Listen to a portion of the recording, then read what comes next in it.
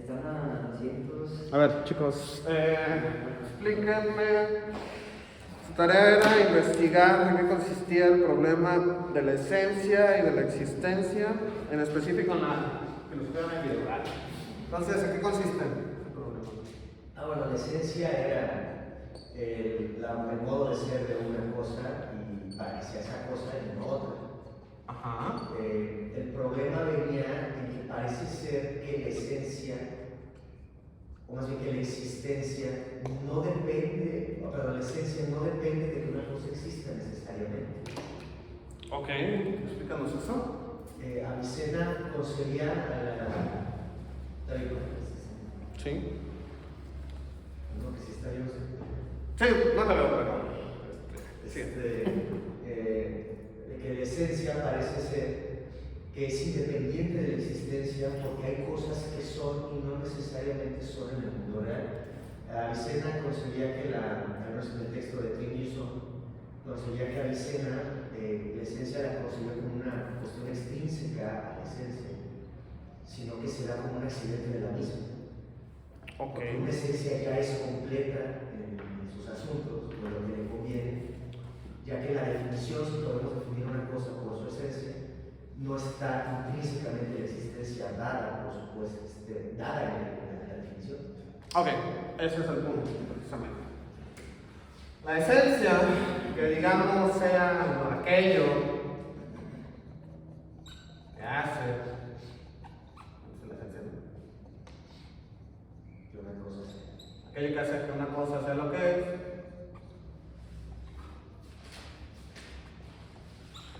Que no sea así. Que es expresado en una definición, pero incluso si no tenemos una definición, pues tiene que haber una esencia de las cosas, ¿no? Entonces, aquello que hace que una cosa sea lo que es, bueno, la mayor parte del tiempo lo podemos expresar en una definición, entonces esto se expresa en una definición.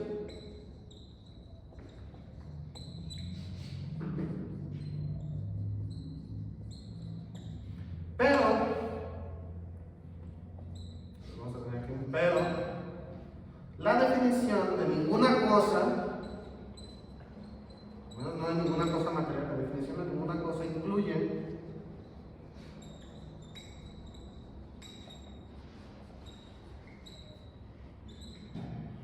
la condición de existencia, ¿no?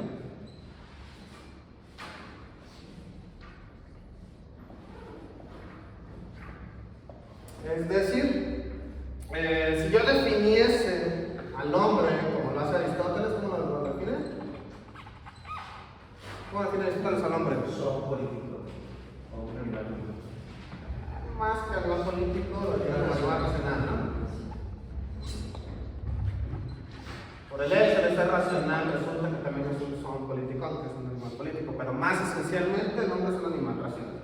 Bueno, en la definición tenemos el género, que es animal, la diferencia específica, que es racional, pero en ningún lado dice animal racional que existe. ¿O sí? Entonces, ahí está la esencia. Pero en ningún lado dice que tiene que existir. Por ejemplo, si yo defino un número primo como un número que solamente se puede definir entre sí mismo y el 1, en ningún lado dice el número que se puede definir entre sí mismo y el 1 y existe. Yo me pregunto aparte si existe o no, lo mismo con el animal racional. Ya definido, pues me pregunto si existe. Porque no hay nada en la definición que me diga que tenga que existir. Y eso, ¿por qué es un problema? Hasta ahí está.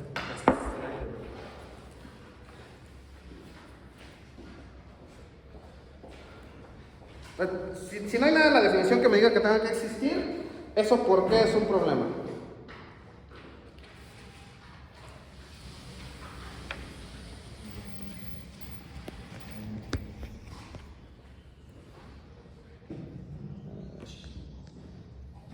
Listo. Ok, ya llegamos a ese punto. Está muy bien hecho. No hay nada en una definición, no hay nada en la esencia de cualquier objeto que ustedes me pongan enfrente que diga que tenga que existir. ¿Eso por qué es un problema?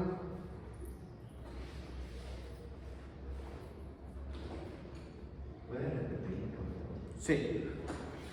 Avicena se da cuenta que la esencia de un objeto nunca jamás, de cualquier objeto que tú pongas, nunca incluye que tenga que existir. Dame la definición de cualquier cosa y no incluye que exista. Ejemplo, ahí no dice que tiene que existir. ¿Va?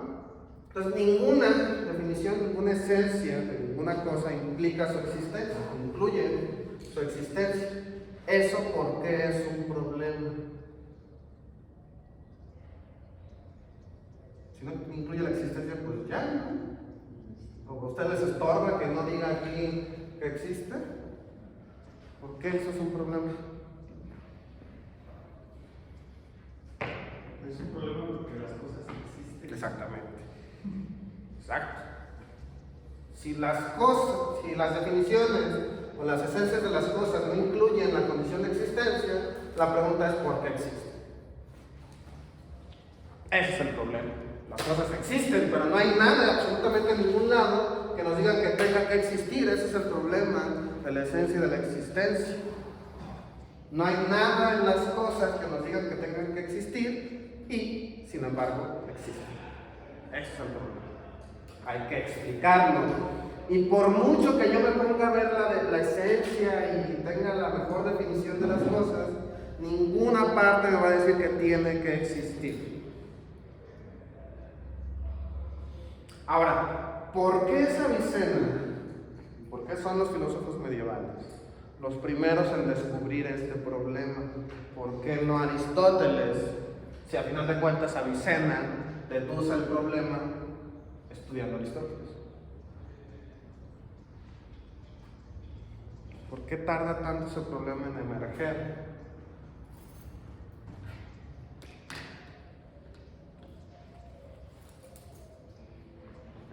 Fíjense que no vamos a ver el existencialismo, al menos no tan a fondo, porque los problemas del existencialismo ya están aquí y mejor formulados. ¿Por qué? Son los filósofos medievales los primeros en descubrir el problema de la esencia de la existencia. ¿Por qué no Aristóteles?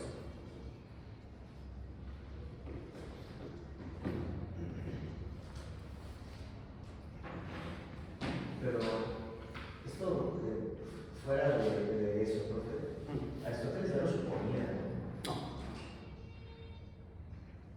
Ok, bueno, Aristóteles supone que en efecto,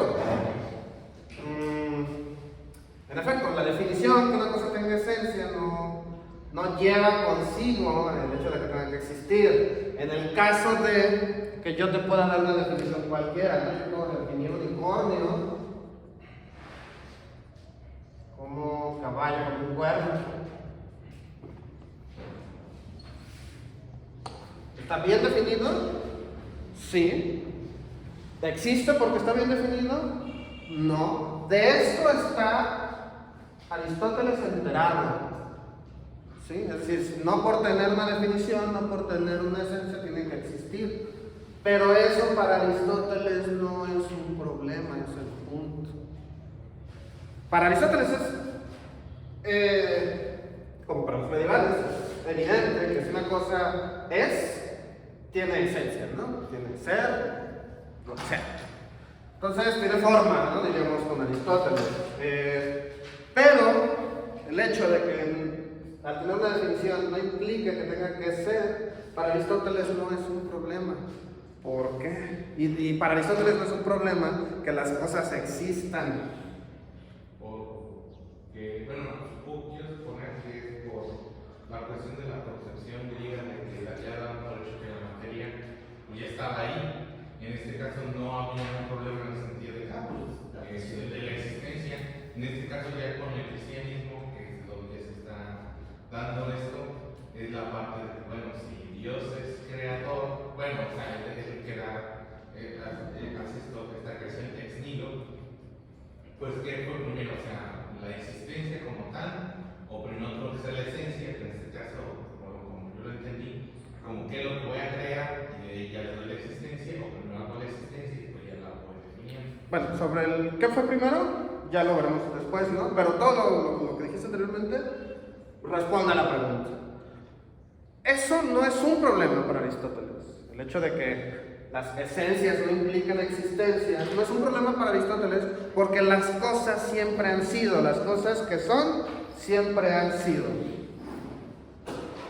Entonces, no es nada sorprendente que existan, no es un problema su existencia.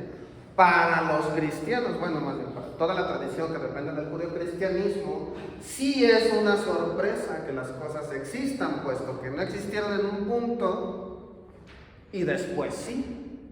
Y no hay absolutamente nada en las cosas que nos digan que tenga que haber sido así.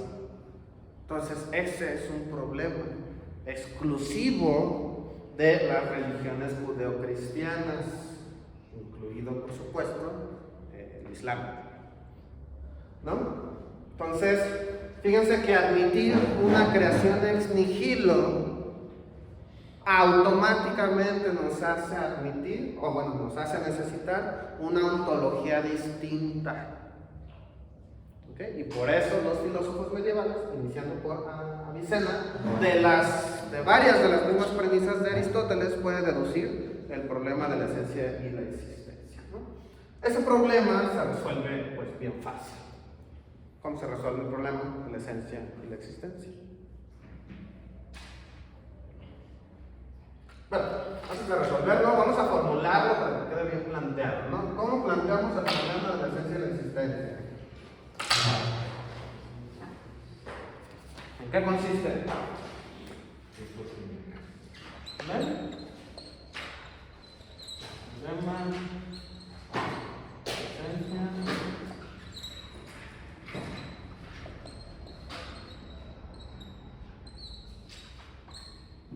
¿Cómo lo definirían en una frase? Un par de frases.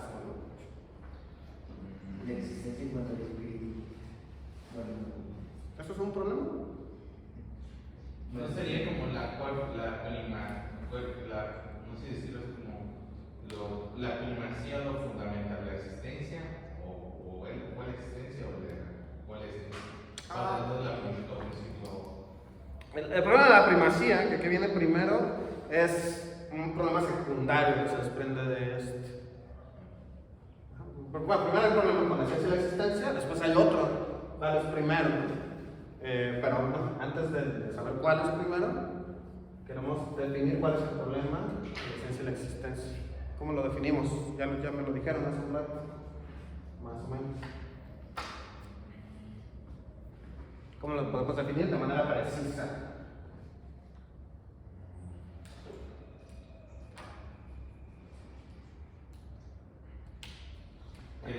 Si la existencia da la esencia o la esencia da la existencia. No. Otra vez, ese es un problema de primacía. No. El problema de la esencia lo podemos formular de la siguiente manera, ¿no? Primero, la esencia de ningún objeto implica o incluye existencia. ¿Cómo? Pero los objetos o las entidades existen. ¿Por qué? ¿Por qué existen? ¿No? Obvio, ¿por qué existen los objetos si en su esencia no viene incluido el hecho de existir? ¿Así? ¿Se entiende el problema? Ahora sí, después de esto vendrá, bueno, empezará primero la esencia y la existencia, ¿no? Pero este es el problema formulado por primera vez por Avicena, ¿no? La esencia de ningún objeto implica o incluye su existencia o de ninguna entidad, pero los objetos existen. ¿Por qué? ¿Por qué existen si su definición no incluye que tengan que existir? O en la definición de Juanito, ustedes pondrían animal racional, que vive en león, que mide un 80, no sé, que quieran poner y que existe, ¿no? Ninguna definición lo van a encontrar. Fíjense que esto incluso se da en las matemáticas, ¿no? definimos cosas y después preguntamos si existen, porque la condición de existencia no viene en la definición. Agárrense un libro de matemáticas, vean las definiciones y vean si en alguna definición dice que existe. Agárrense los elementos de Euclides, vean las definiciones y vean si alguna dice que existe. Ahí se los dejo de tarea. Yo no he visto ni uno.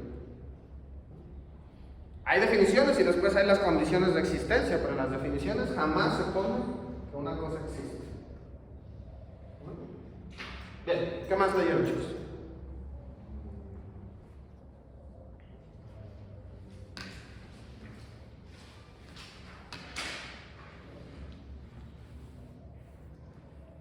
¿Qué más hay que decir al respecto? Pues Avicena dice que todo lo que no entra en la definición de una ciencia, que es el gen en la referencia específica, pues viene siendo un accidente de la ciencia. Un accidente de la sustancia o de la esencia. Bueno, de la sustancia más bien. ¿Y eso? ¿A dónde nos lleva? Pues a decir que la existencia es un accidente de la sustancia. Ajá, puesto que la existencia no forma parte de la esencia, Avicena concluye que por lo tanto es un accidente. Porque, pues, puede ser que exista o que no exista, ¿no? A final de cuentas, no viene en la definición, no forma parte de la esencia, por lo tanto la existencia tiene que ser un accidente, ¿no? El accidente es algo que le puede pasar a la sustancia. Entonces la existencia viene a ser un accidente de la misma categoría que el color que tengan, ¿no? Si la taza es café o roja, es exactamente lo mismo a si existe o no existe. ¿Les suena bien eso? Pues la conclusión que se da Avicena, ¿no? La existencia es una cualidad más tal que puede variar de una cosa a la otra, ¿no? ¿Cómo? ¿Qué pueden criticarme a eso? ¿Están de acuerdo? Pues también, bueno, yo recuerdo la lectura de Pinson que dice también Avicena que, o sea, sí es un accidente, pero no como cualquier accidente, sino es un accidente, creo que decía, concomitante, o sea, que sigue después de la esencia, como que están relacionados de una manera, pues, no sé cómo decirlo, pero, o sea, tampoco es como que cualquier cosa, ¿no? Ciertamente la esencia tiene una afirmación ontológica sobre la existencia, pero como que se necesitan, por así decirlo. Ok, tenemos la sospecha, se oye feo, de alguna manera, se oye, no sé, no lo aceptamos, no lo tragamos tanto, que el decir que una cosa exista es un accidente equivalente a ser grande o chiquito, ser blanco, negro, no sé. Pues se escucha mal.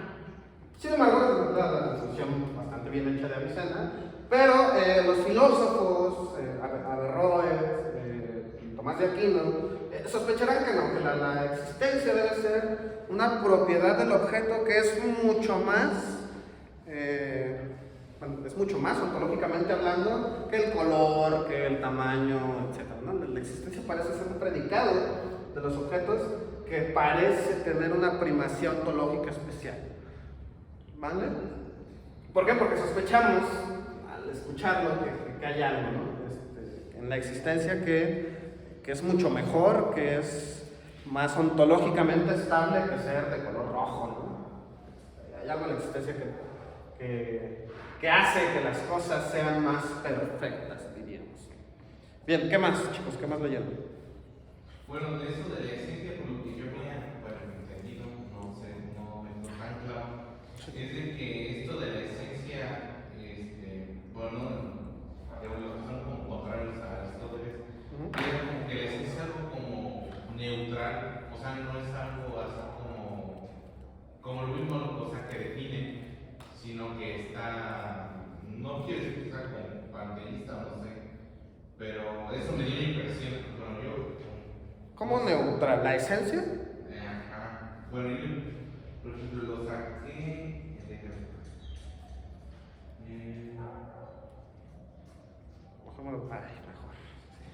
Pues no sé cómo decirlo, yo tampoco es bastante intensivo. O sea, que no te indefinido, o sea, no sé si lo refiere como sustancia, no sé. Bueno, Hay que recuperar ciertas cosas, ¿no? Avicena, Averroes, Santo Tomás de Aquino van a tomar ciertas cosas muy al pie de la letra de Tomás de Aristóteles, ¿no? La primera sería la cuestión ilemorfista, ¿no? La tesis ilemorfista la van a tomar al pie de la letra. ¿Cuál es la tesis ilemorfista? Todo tiene materia y forma. Todo está compuesto de materia. Punto. ¿No? Pero, bueno, eso incluye entonces que si tiene forma, la forma es en la filosofía aristotélica equivalente a la esencia, ¿no? Que es aquello que hace que la cosa sea lo que es. Bueno, ya cuando ustedes sean unos expertos en Aristóteles ya van a poder distinguir que no, que la usía, que no sé qué. Pero bueno, en términos muy generales, forma y esencia equivalen en Aristóteles, ¿no? Entonces, ojo, esto es un componente ontológico muy importante. Hay un problema general que ni Aristóteles resuelve de si, bueno, las formas pueden existir independientemente de las cosas. Aristóteles dirá que no, sugerirá que no. Los medievales van a decir, bueno, es que tal vez puede haber esencias que no incluyan la materialidad, como los ángeles, ¿no? Pero ojo, la esencia siempre va a ser un componente ontológico fundamental. En todas esas ontologías va a ser un componente ontológico fundamental, puesto que es parte innegable de cualquier cosa que se presente, ¿no? Incluidos los ángeles, incluido Dios, incluido una taza de café, o sea, ¿no? Por ejemplo, la esencia de la taza de café, ¿cuál será? Es decir, ¿qué es lo que hace que la taza de café sea la cosa que es? ¿Cuál será la esencia?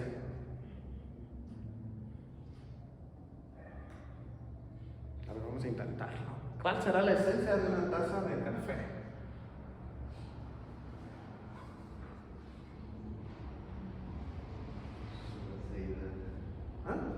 Su caseína. Cambiar una cosa por otra, no. Tenemos que tener un género y una diferencia específica. ¿Qué será la esencia de una taza de café? ¿Ser objeto? Para contener café. Exacto. ¿Cuál es la esencia de la taza de café? Que contiene café. Es un contenedor de café. Su función, eso lo define. Y ya. Ojo, hacer este ejercicio que hacen los medievales es como cambiar una cosa, ¿no? ¿Qué es lo que hace un caballo? Es un caballo, la caballera, ¿no? No. Aristóteles es muy claro cuando dice que hay que tener un género y una diferencia específica, ¿no? Entonces fíjense que las cosas siempre van a tener una esencia, y bueno, uno podría decir, bueno, ¿qué tal si no la sé encontrar? ¿Qué tal si es muy difícil? No importa, aunque no la podamos encontrar nosotros por no saber cómo expresar definiciones, eso no quita que las cosas siempre tengan una esencia, ¿no? Siempre hay algo que las hace ser lo que es. Bueno, entonces la tesis ilemorfista va a ser aceptada y la mayor parte de la estructura metafísica básica de Aristóteles, ¿no? Entre forma, causas eficientes, finales, materiales, formales, todo esto. Entonces, no, la esencia no es cualquier cosa, ¿no? No es algo elegible, sino que siempre va a estar allí. Bueno, ¿qué más leyendo, chicos? Ya le damos. Bueno, a ver, espérame. Predestinación, voluntad de Dios. Hace mucho que nos acaba mi suma a pasear.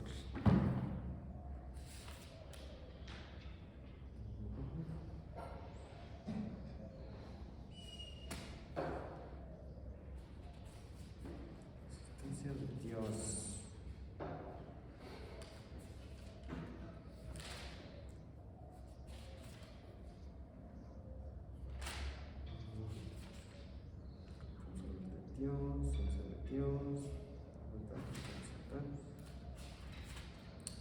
Debía haberme traído otro.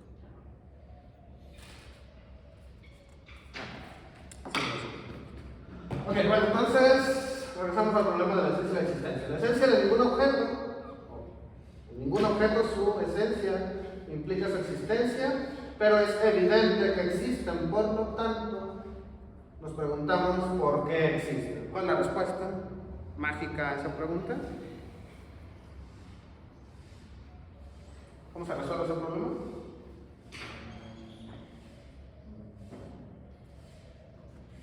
¿A quién hay que achacarle la culpa de que las cosas existan?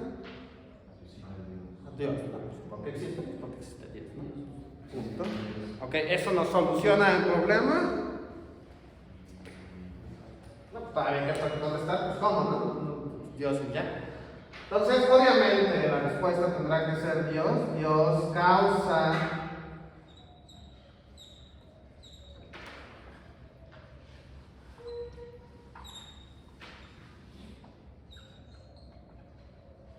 la existencia de los objetos. Pero los buenos filósofos no se conformarían con eso. Todavía hay que preguntar, bueno, ¿cómo es que Dios causa la existencia de los objetos?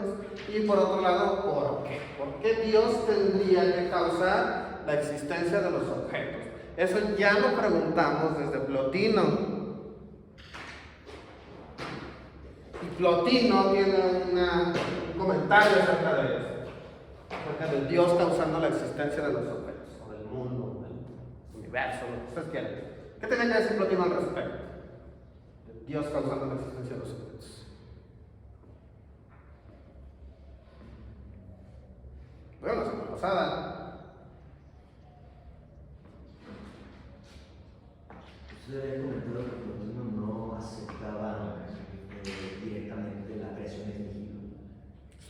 ¿Qué necesidad tiene Dios de crear cosas? Esa es la crítica de Plotino. Entonces, bueno, ¿cuál era? ¿Qué más decía Plotino? Esa es la crítica. ¿Y luego? ¿Qué más va a hacer? Que propiamente la causa de la existencia de los objetos por Dios no es por necesidad, sino que es un despliegue que de él surge, que no podemos conocer ni su voluntad ni su relación directa con los objetos, a excepción de la muerte por necesidad de que ustedes se emanen. Lo que hace Plotino es Dios no tiene la voluntad de crear los objetos, no es que Dios quiera crearlos, sino que de alguna manera surge de él, ¿no? O sea, toda la creación de los seres posibles surge de manera necesaria de Dios, pero no es que Dios quiera crearlos, ¿no? Entonces, Plotino lo que va a hacer es negar la creación ex nihilo, pero va a abogar por una especie de creación necesaria, o bueno, más bien una emanación de tipo necesario. Entonces, pero las tradiciones judío-cristianas van a aceptar con todas sus letritas que Dios causa la existencia de los objetos, y entonces no podemos acudir a la concepción plotiniana de que las cosas existen por necesidad, una necesidad que emana del sumo bien. No nos podemos quedar con esa respuesta, ¿no? La tradición judío-cristiana demanda que Dios decidió en un momento crear las cosas que no existían, es decir, en algún momento, en un punto específico del tiempo incluso. Es más, incluso en alguna parte decidió crear el tiempo con todo el espacio y decir, háganse las cosas, ¿no? Que existan. ¿Alguien levantó la mano? ¿No? Ok, entonces no podemos recurrir a una explicación plotiniana, ¿no? Y decir, las cosas simplemente se dieron porque Dios andaba ahí y se desprendieron de él, ¿no? No podemos decir. Dios causa la existencia de los objetos y hay que preguntarnos por qué y para qué Dios haría eso. ¿Nos queda dos? ¿No? Las respuestas usuales, las que le daría un fraile a sus feligreses,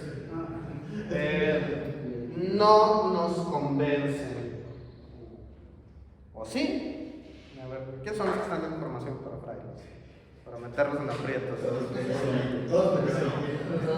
Ok, bueno, para meterlos en aprietos, chicos, ¿qué es lo que le dirían a un feligrés? No a un estudiante de filosofía, a un feligrés que viene convencido, que viene lleno de dudas. ¿Ustedes qué le dirían? ¿Por qué Dios tiene que crear las cosas? ¿Cuáles serían las respuestas? Padre, tengo duda de la existencia de los... ¿Se las hacen? ¿Cuándo se las han hecho? ¿O tienen puros feligreses perfectamente bien convencidos? Bueno, la fe. Una buena La fe todo lo supera. Sola fide. como un granito de mostaza, ¿no? Jesús es la respuesta a eso. Ok, bueno. Para los demás que no congeniamos con todas esas ideas, pues necesitamos una buena respuesta, una respuesta que no va a estar en la Biblia, una respuesta que sea lo más racional posible. Ok, aceptamos que Dios sea la causa, por supuesto, pero ¿por qué? ¿Por qué tendría que hacer eso? En términos filosóficos.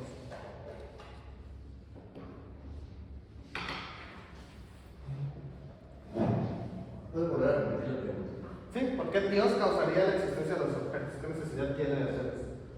Bueno, creo yo que los cristianos ya inmiscuyen una cuestión muy importante que es la noción revelada de la palabra de Dios. Ya con eso nos salimos de la racionalidad.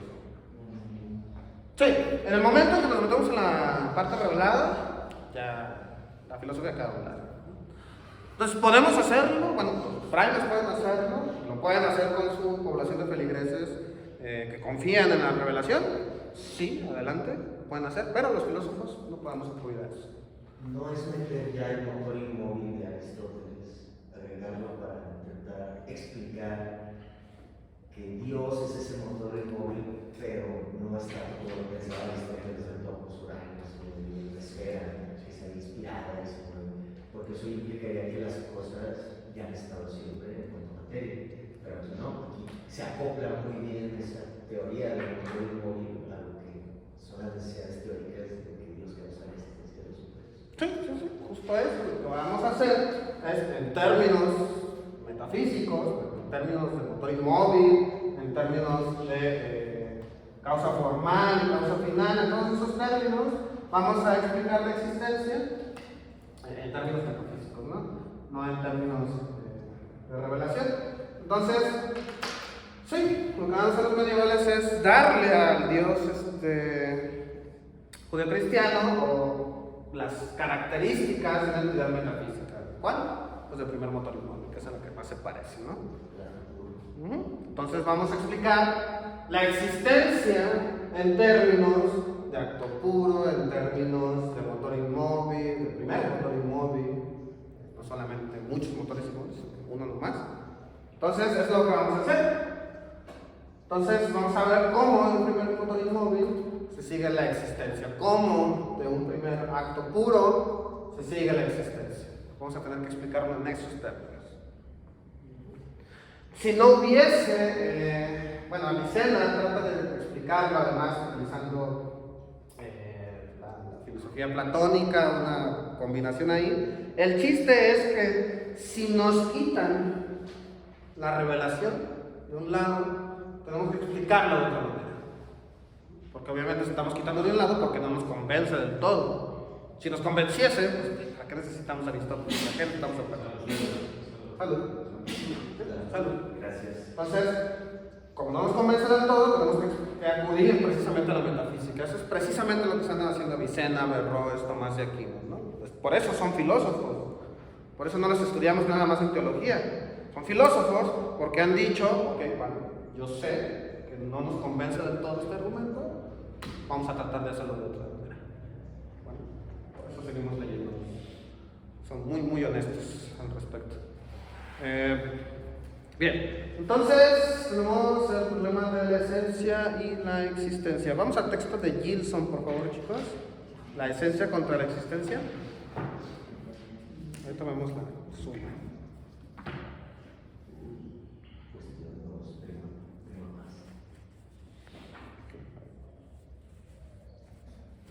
En la historia, bueno, ¿ya están todos ahí?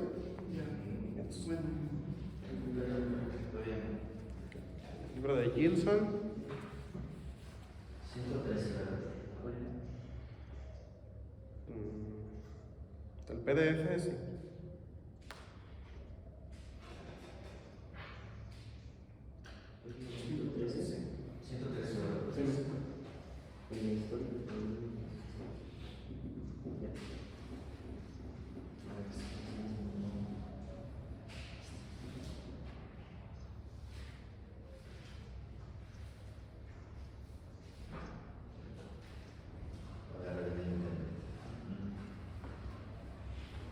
Solo 3 entregaron su actividad.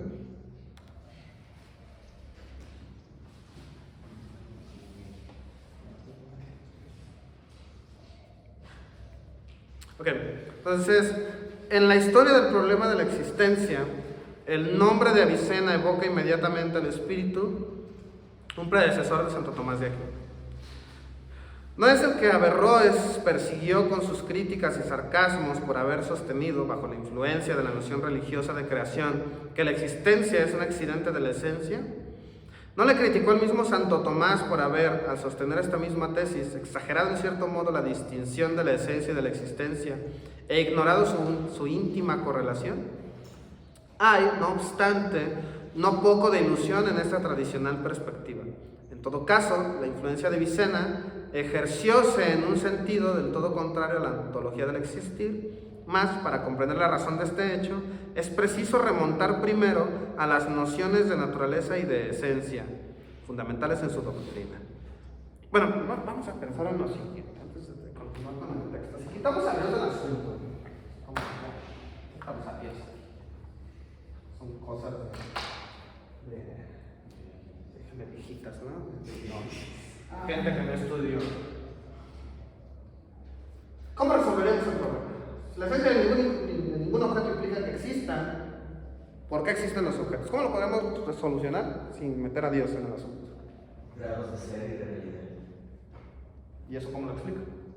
Hay cosas, por ejemplo, intelectivas, que ya veíamos como las matemáticas, que no necesariamente existe el número como tal, y sino más bien solo su presencia del número que es en el intelecto. Entonces eso podría sugerirnos que la esencia se da en diversos grados de ser y la existencia, ¿no? La existencia solo se da en cuanto a materia y forma. La esencia abarca. ¿O cuál era la pregunta? La pregunta es: ¿por qué existen los objetos? Si la esencia no implica la existencia, ¿por qué existen los objetos? Pero el judeocristianismo la tiene fácil, ¿no? Dios les da existencia, claro. Si lo quitamos del medio, ¿por qué existe?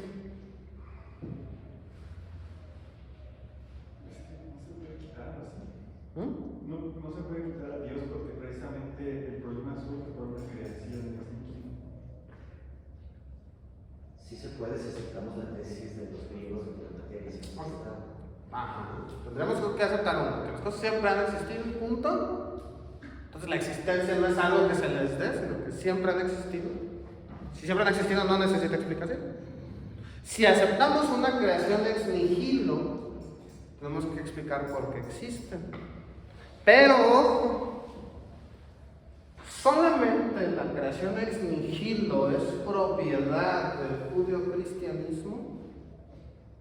Hasta la Edad Media sí. Nosotros creemos en la creación ex nihilo, independientemente del cristianismo, que seamos ateos. No, porque la escritura revelada es la que nos lo sugiere. Es la única forma de creer en una creación ex nihilo. Solamente con un Dios de por medio. Bueno, ¿has escuchado hablar de la teoría del Big Bang? Sí. Ok, si quitamos a Dios del asunto, tenemos aún una teoría que implica una creación ex nihilo. Lo que implica la teoría del Big Bang, a menos en términos muy generales, o en ciertas versiones, es que no había nada y después existirá. Aunque no sea aunque no tengamos que meter a Dios para aceptar el Big Bang, no tenemos por qué. La creación del Big Bang en ese sentido es una creación ex nihilo. Y si creemos en el Big Bang, que es una muy buena teoría, las mejores teorías que tenemos actualmente, y si la interpretamos como una creación ex nihilo, entonces tenemos el mismo problema. ¿Por qué? Porque no podemos recurrir a la tesis de que las cosas siempre han existido. Sabemos que no es cierto. Entonces sigue siendo un problema relevante. Si quitamos a Dios del asunto, porque no necesitamos, porque ya es cosa del pasado, lo podemos hacer un millón de cosas, ¿no? Pero el problema metafísico persiste. Si la esencia de ningún objeto implica incluir su existencia, y sabemos que los objetos existen, ¿por qué han empezado a existir? ¿Por qué existen? Entonces tenemos dos alternativas solamente. Una, o aceptamos que las cosas han existido de alguna manera siempre, que es una alternativa, y de hecho hay ciertas versiones del Big Bang que dicen eso, no, es que antes había otra cosa, y el Big Bang es una versión, bueno, no sé. ¿Qué implica eso? Aceptar que los objetos siempre han existido, y por lo tanto no es un problema. Si aceptamos que es un ex nihilo, pues tenemos que responder esta pregunta. Pero al menos pensándolo como medieval, sería más racionalmente, pero puramente racional.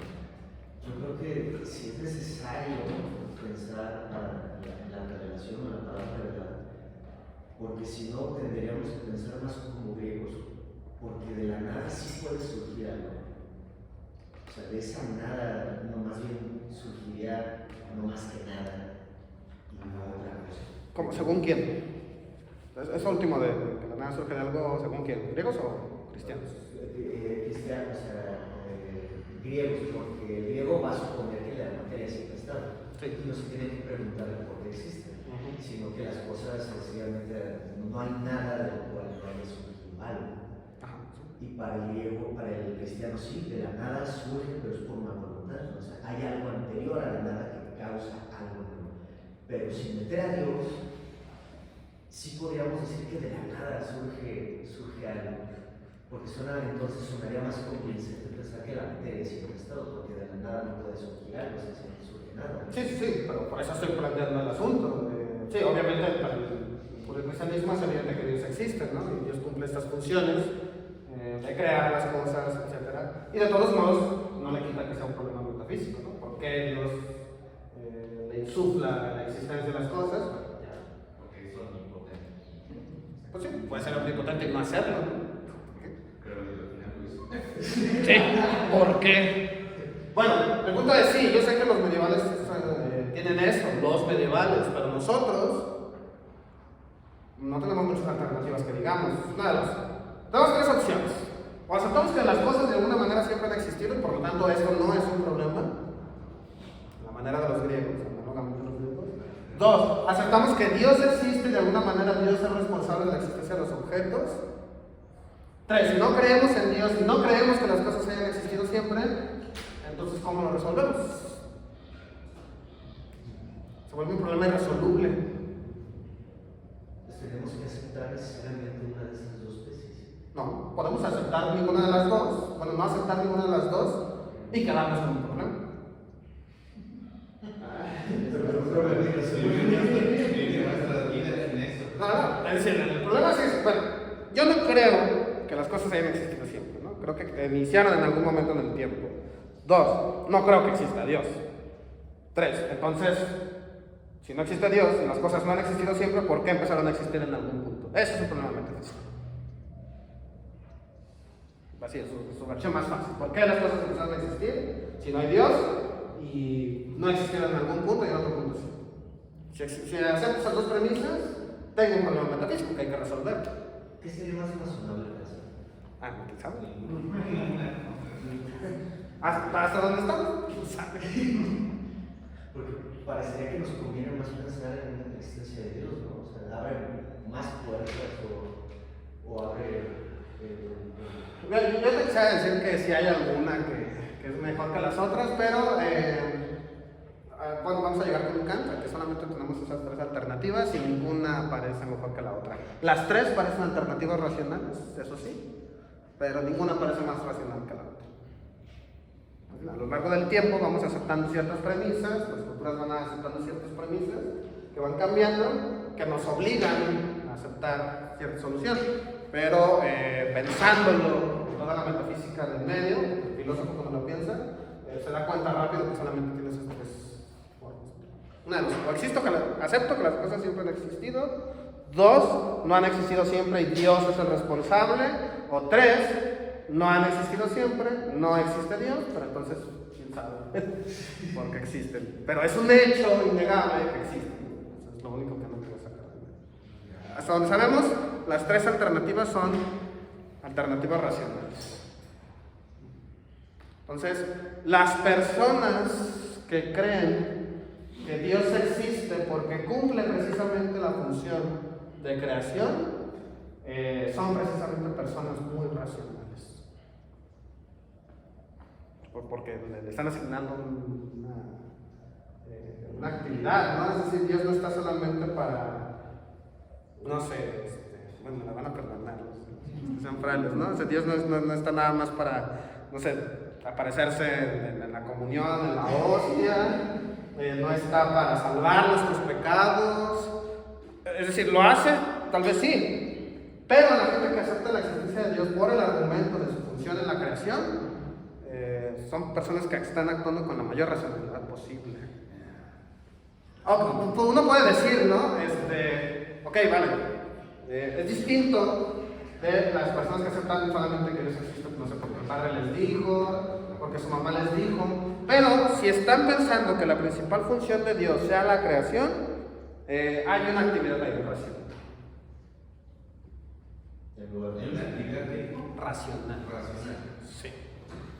Bueno, no sé, me venía ahorita a la mente que Dios, por ser Dios, entonces tiene todas las cualidades, o sea, todo, o sea, es perfecto, es su movimiento, todo. Entonces, por lo mismo, no puede, o sea, como es tan perfecto, entonces, como valga la expresión, no quiero ocurrir en alguna idea que algo así. Pero zona libre de herejías. Pero no sé, en el sentido que se desborda, o sea, en el sentido de, pues, de esas perfecciones y que las empieza, más bien no a emanar, sino como que empieza a ser que eso no se concentre en él, sino que empiecen a participar, en el sentido de que participen de esas cualidades, no sé cómo decirlo, pues, y en consecuencia, pues es donde sale toda la creación. No sé, se me vino ahorita esta idea. Sí, es decir, no quiero decir con esto que las personas que creen en Dios hay irracionales y irracionales, ¿no? A lo que quiero llegar es que no es irracional pensar en Dios en estos términos. ¿Por qué? Porque son las alternativas que tenemos. Racionalmente hablando, metafísicamente hablando, filosóficamente hablando, son alternativas que tenemos. Entonces, ¿puedo creer en Dios sin necesidad de pensar en su acto de creación? Pues sí, seguramente sí. Y no quiere decir que no sea racional o que sea supersticioso o lo que sea, ¿no? No, a lo que me refiero es que al pensar en estos temas y al pensar precisamente en la función que puede tener una entidad así, estoy pensando como filósofo. Es decir, estoy usando la racionalidad a tope, pues. Y rápidamente me doy cuenta entonces que son realmente, metafísicamente hablando, pocas las opciones que nos quedan.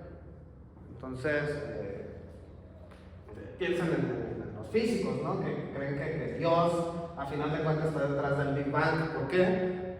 Porque no pueden ponerlo en otro lado, no pueden invocar otra razón para hacerlo. Entonces, ¿son supersticiosos? No, son racionales porque le están atribuyendo una función que viene invocada por ese tipo de problemas. Y obviamente las otras cosas que están en la relación, etc., ¿no? Pero ese es un problema metafísico importante y las alternativas que tenemos son soluciones metafísicas importantes. Y ahorita estamos en un punto en el que la metafísica actual simplemente ha elegido decir, bueno, si es un problema, pues ¿qué le vamos a hacer? Pero el problema está. No era problema para los griegos, sí era problema para los medievales, y para nosotros pues sigue siendo un problema. Sin solución posible, al parecer. ¿Cuáles son nuestras únicas soluciones posibles? Volver a la alternativa griega, ¿no? De decir, bueno, tal vez es que las cosas existieran de alguna otra forma, pero existieron aquí. Esa parece ser la tendencia actual, al menos en la física. Es decir, bueno, si quitamos a Dios del medio, pues parece ser que las cosas deberían de existir siempre de algún modo. ¿Suena bien metafísico? Sí, claro, por supuesto que sí. Bueno, entonces, ¿se entiende el problema? ¿Chicos? Sí, seguimos leyendo a Gilson. Me llevo con el segundo párrafo. Aquí adelante, por favor. Dice la esencia de las cosas. Sí. Las esencias de las cosas. La esencia de las cosas está o bien a la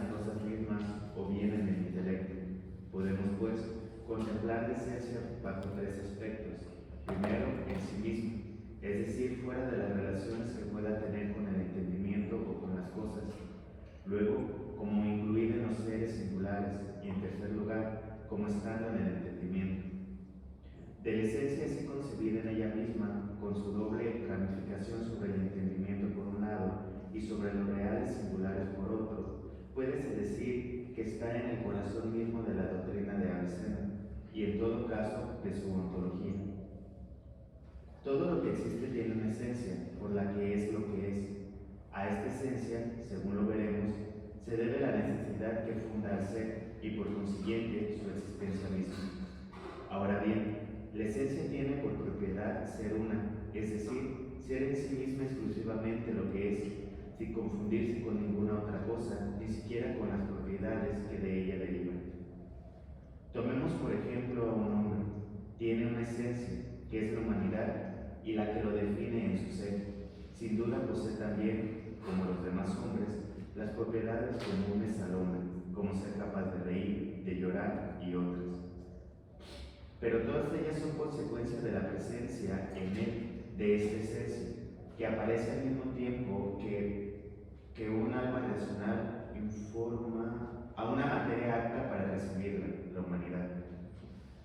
La actitud de Avicena en presencia de la esencia es notable y siempre la misma. Que hable de ella como lógico o como metafísico, siempre se niega a considerarla como siendo de suyo universal o singular. La esencia es neutra o como indiferente a la singularidad o universalidad, y hasta esa es la razón por la que, no teniendo de suyo ni una ni otra, puede ser universal en el entendimiento y singular en las cosas. Para tomar un ejemplo del orden del género, diremos que animal es en sí una cosa y que es el mismo. Ya se trata de un sensible o de un inteligible en el ámbito. En sí mismo, animal no es universal ni singular. En efecto, si fuera solo universal, de modo que la animalidad fuera universal en cuanto a animalidad, no sería posible que hubiera ningún animal particular, sino que todo animal sería universal. Si por el contrario, animal fuera singular por el mero hecho de ser animal, no podría haber sino un singular, a saber, ese al que pertenece la animalidad, y ningún otro singular podría ser animal, de modo que, tomado en sí, animal no es otra cosa que esta intelección en el pensamiento animal. Mientras se le concibe como siendo animal, no es sino animal, y nada más. ¿Lo leo lo de la ley? No sé. Pero si además se le concibe como un ser universal o singular o alguna otra cosa, concibe así, además de este animal, algo accidental al animal. A la animalidad. Continúa atrás, por favor. Esta fórmula permite comprender lo que quiere decir Avicena cuando afirma la existencia como un accidente de la esencia. La existencia no puede ser otra cosa en una doctrina que, partiendo de la esencia, considera como accidental respecto de ella a todo lo que no está inmediata y necesariamente incluido en su definición. Tal es, por ejemplo, el caso del uno. La unidad es una propiedad que acompaña inseparablemente a la sustancia y que en consecuencia no podría existir en sí misma, independientemente del ser del que se dice que es uno. Sin embargo, cualquier que sea la sustancia que se define, para nada entra la unidad en la definición de su esencia. En efecto, toda definición se hace mediante el género y la diferencia específica, mas el uno no es el género ni la diferencia específica de ninguna sustancia. Por consiguiente, no entra en su definición. Y como no es ni el género ni la diferencia específica, es un accidente. Accidente por lo demás de un tipo muy particular, porque bien mirado, lo uno no es otra cosa que la sustancia considerada en su indivisión consigo misma, de modo que es inseparable de ella.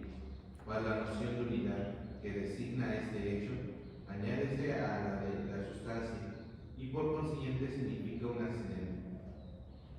La unidad, pues, es una especie de accidente inseparable del ser de todo lo que es. Conclusión. Inclusión inevitable en una doctrina de la naturaleza o de la esencia común, tal como la de Avicena. La esencia del caballo o del hombre no son otra cosa que la intimidad o la humanidad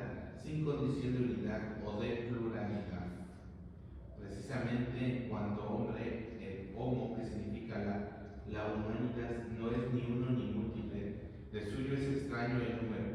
La unidad no es pues sino un accidente suyo. Ok, entonces fíjense cómo, a pesar de que sabemos que las cosas son siempre una, siempre son un objeto, de todos modos la unidad no forma parte de su definición, o diríamos de su esencia. Entonces, hasta aquí lo que nos está diciendo Gilson es que Avicena ha sido bastante convincente, ¿no? Es decir, sí, si no está en la esencia de un objeto, que es expresable en la definición, entonces simple y llanamente se trata de un accidente, lo que le podría o no haber pasado, pero que no cambiaría su esencia.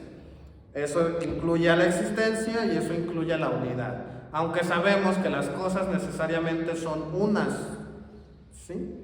De todos modos, la unidad no forma parte de su esencia. ¿Queda entendido esa parte? Sabemos que las cosas necesariamente son una, ¿no? Solamente es un hombre, un Juan, un Pablo, etc. Pero, aunque sea necesariamente una, la unidad no forma parte de su definición, no forma parte de ser racional, de ser animal racional, perdón. Bien, continúa tú mismo, por favor. Sí. Lo que es cierto del uno lo es también del ser. Analícese una esencia cualquiera y en ella no se encontrará el ser ni como género ni como diferencia específica.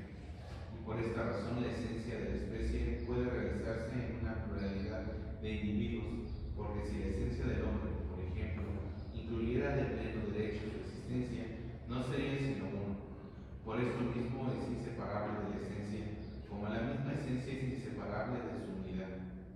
La unidad es pues un accidente inseparable de la esencia. Lo mismo sucede con la existencia. Todo ser real es una esencia realizada por su causa, y en primer lugar por su causa primera, que es el ser necesario o el primero.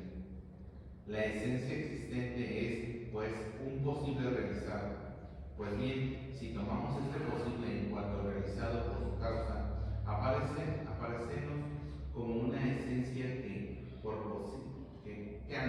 posible en lo que de ella depende, vuelve a ser necesaria por la eficacia de su causa. La existencia se ofrece, pues, aquí como una ulterior determinación de la esencia. Puede decir que se añade a la esencia, pero también hay que decir que de ella deriva. La existencia presentarse, pues, en Avicena como un comitante extrínseco de la extrínseco de la esencia tomada en su utilidad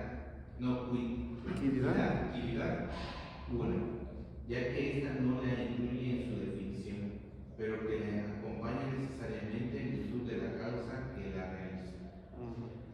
Siendo esto así, se puede decir que, en un primer sentido, la doctrina de Avicena prepara la de Santo Tomás sobre la distinción de esencia y existencia, pero que en otro segundo sentido anuncia la doctrina más opuesta.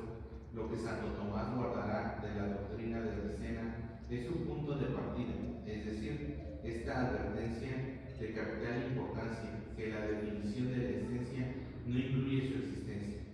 Preciso es, pues, en ambas doctrinas, que la existencia se añada a la esencia, y en las dos también que al acto creador pertenezca a añadirse. Hay pues distinción de esencia y de existencia en la Avicena, en el sentido general en que se puede decir que la hay en todo creacionismo, es decir, en toda doctrina en que la cual de la existencia del ser finito le es radicalmente extrínseca, por encontrarse en último término en Dios. Okay. Entonces, fíjense, este problema, cuyas premisas ya tenemos, es decir, las esencias no implican, no incluyen la existencia, y además aceptamos con el cristianismo un acto de creación, pues da lugar al problema, ¿no? En el sentido general en que se puede decir que la hay en todo creacionismo, es decir, ¿a qué le llamamos creacionismo? A toda doctrina en que la causa de la existencia del ser finito le es radicalmente extrínseca, es decir, está fuera de él. Y se encuentra en último término en Dios, ¿no?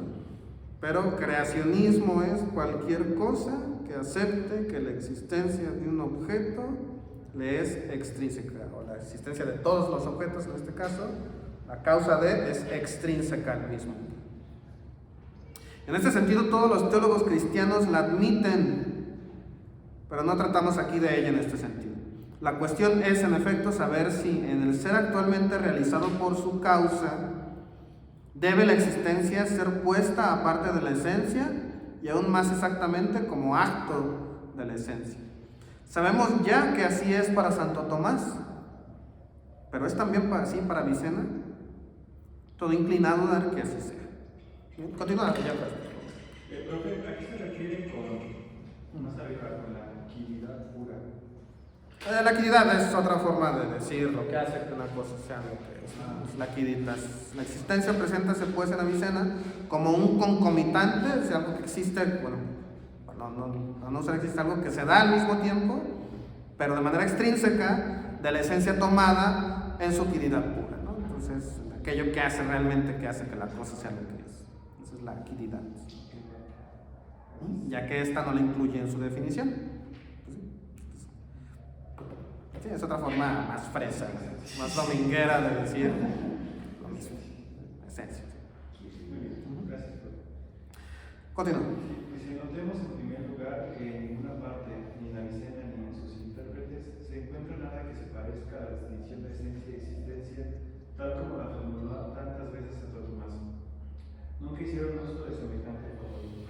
Si se le atribuye la tesis que esta fórmula define, es porque, habiéndola deducido con frecuencia, Santo Tomás del principio auténticamente cristiano, que la noción de esencia no incluye la existencia, se ha discurrido espontáneamente como si Avicena al mismo principio hubiese engendrado la misma consecuencia. El mismo principio hubiera engendrado la misma consecuencia. Continúa. Mas no es así, porque si bien en las dos doctrinas la existencia se añade a la esencia, no se añade de la misma manera. Según Santo Tomás, el ese del Creador crea libremente un ese finito, que como acto de la esencia constituye un ser actualmente existente. Según Avicena, la necesidad intrínseca del primero, no hay que olvidar que su nombre es Ser necesario. Expándase, por decirlo así, fuera de sí, comunicándose a todos los posibles de que está lleno su entendimiento, y a los cuales su voluntad, que es una con el entendimiento, no puede menos de consentir. Es decir, Avicena está admitiendo cierta forma de la metafísica neoplatónica, es decir, las cosas empiezan a existir porque Dios transmite ese ser, esa existencia de manera necesaria. Mientras que Tomás de Aquino, que acepta el cristianismo a ultranza, Dios crea libremente este ser finito. Eso implica, o más bien nos sugiere, que la creación contiene un determinado diseño. Sí, el cristianismo sí, claro. De que requiere necesariamente un diseño solo si pensamos que es creado. Y ese diseño nos es otorgado por la esencia, ¿no? Porque para diseñar requiere voluntad. Bueno, si lo implica necesariamente, todavía no estoy muy seguro, necesitaría pensarlo más. Pero de que lo hace, el cristianismo lo concibe, sí. Sí. Y al menos no entra en contradicción con esto. En efecto, lo que nos dirá la mayor parte de la tradición cristiana es que Dios hace una especie de plan, esa es precisamente la esencia, y después le insuflará la existencia, ¿no? Aunque sea después en términos lógicos, ¿no? Porque Dios puede hacerlo todo al mismo tiempo. Pero sí, algo de la tradición lo hará. Pero no estoy muy seguro si lo implica necesariamente. Es justamente lo que me quedé pensando, porque si no lo implica necesariamente, solo si pensamos que Dios, porque aquí comenta en su entendimiento, Dios parece que ya tuviera las cosas pensadas. Lo voy a decir en términos muy vulgares. Sí. Que parece que ya tiene las cosas pensadas, y es que Dios le adopta el acto de existir, actualiza esa potencia que ya tiene pensada, diseñada, y con toda certeza, a base de esa idea, podemos pensar que la esencia precede totalmente la existencia. Sí, eso es para lo que parece sugerir. Necesariamente. Bueno, no es lo que parece, es lo que sugiere. Sí. Sí, es lo que sugiere Tomás de Aquino y sí, es una bastante buena alternativa y es una alternativa general que tomaremos hasta los modernos, ¿no? Incluso Descartes pensará que esto es justo lo que pasa, que Dios tiene un plan armado, Dios piensa la esencia y va a decir, órale, ahí está. Aunque haga todo al mismo tiempo, de todos modos eso implica que primero hay un plan, la esencia, y después se le insufla la existencia, ¿no? Sí, eso es. Pero de todos modos, yo no estaría ahorita arriesgado, yo, chicos, no estaría tan arriesgado a decir que es necesariamente implicado, no sé. Yo me lo pensaría con más cuidado, pero tal vez sí sea el caso. Pero sí, es definitivamente la alternativa que toma Tomás de Aquino, y los modernos también. La otra alternativa, la de Avicena, la de Spinoza, la de Plotino, de que no hay nada de plan, simplemente las cosas se dan y punto, pues también es una alternativa bien. Por eso te digo que no estoy tan seguro de si es necesario así. Pero no, al pensarlo, tal vez sí tengas razón. O sea, al aceptar la creación ex nihilo, tal vez sea el caso. Y al aceptar la existencia de Dios, tal vez sea el caso. Tal vez tengas razón. Pero yo pensaría un poco más. Sí, muy bien. Muy bueno. ¿Puedes continuar? Sí. La existencia de la esencia finita no es pues un acto que la creación le comunica, sino, según la fórmula del mismo Avicena, un concomitante que de él deriva o que le acompaña.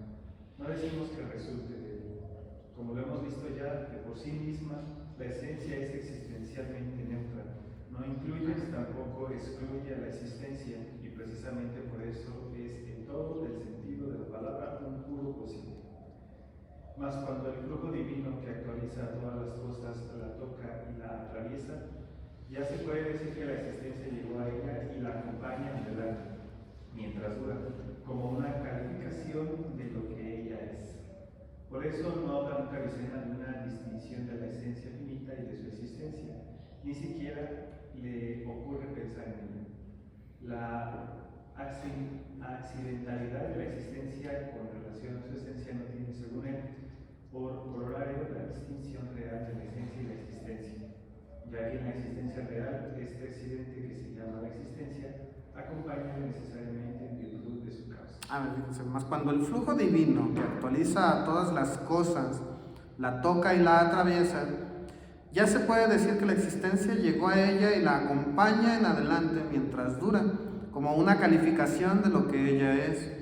Por eso no habla nunca Avicena de una distinción de la esencia finita y de su existencia, ni siquiera le ocurre pensar en ella. La accidentalidad de la existencia con relación a su esencia no tiene, según él, por corolario la distinción real de la esencia de la existencia. Es decir, sabemos, Avicena nos va a decir, sabemos que la existencia es un accidente de la esencia, ¿no? Pero esto no implica que se distingan realmente. Por ejemplo, en Aristóteles decíamos que las cosas están formadas de forma y materia, pero eso no quería decir que se pudieran separar, ¿no? Eso no estaba implicado. Lo mismo está diciendo Avicena aquí. Ok, la existencia es un accidente de la esencia, pero no quiere decir que sean separables. Aquí está, tal vez si pregunto, si a lo mejor Avicena está siendo un poco realista al decir, bueno, si conozco la esencia de las cosas porque conozco las cosas, sí, porque conozco la existencia de las mismas, no puedo pensar una esencia puramente si antes no conociera una cosa propiamente. Ajá, sí, es correcto. Pero, pues sí. ¿Qué pasaría con las matemáticas?